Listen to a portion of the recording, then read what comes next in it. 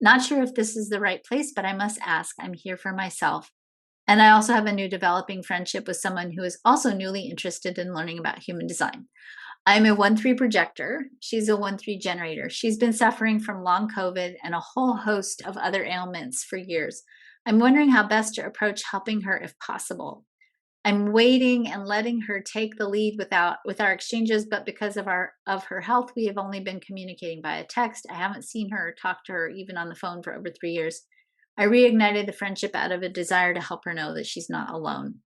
So so the first thing I'm going to lovingly and gently say is, Whitney, you are a dear and compassionate soul. And also make sure you're nurturing your own energy, because what I'm hearing is that you are caring with all your heart and soul. And I want to make sure that when you're offering or you're present in this relationship, that you are honoring yourself and your own energy needs, because sometimes it's hard when people you love and care about are hurting. You want so badly to fix them, and I get that.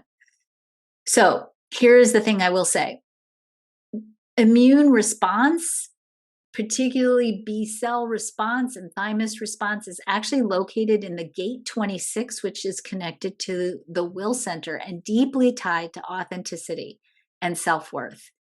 The more we know that it's okay for us to be who we are and how we are, and the more that we really embrace the value of our story, we actually can boost immune response. And there's so much research on this, that people with high self-worth have a healthier IgG and IgE response.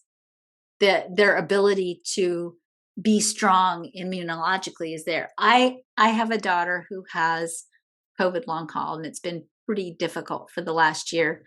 And I am pretty certain that a lot of the struggles energetically, I'm not saying physiologically, but energetically, that there has been a long-term struggle for her to embrace the true story of who she is, to believe that she can be who she is in the world and be safe and supported. So sometimes what I see is that when people internalize the message that it's not okay to be who I am and how I am, over time, the body experiences that kind of as a micro trauma. And it's micro traumas that build up over time that actually causes us to go into, is not PTSD, but a version of PTSD that becomes protective identities, ways of being in the world that cause us to build a pretty big facade around who we are because we don't feel safe to be who we are in the world. And when we do that for a prolonged period of time, it does literally affect the immune system. It tanks immune response and makes us vulnerable to things like long-term chronic illnesses. So I certainly would say there's a correlation between authenticity and self-worth and chronic immune issues. And certainly I'm not going to say heal one, heal the other, but I would certainly encourage you to, if you get asked and you have the energy for it, to support your friend perhaps in exploring, is there some place where they have internalized the idea that they can't be who they are and how they are in the world?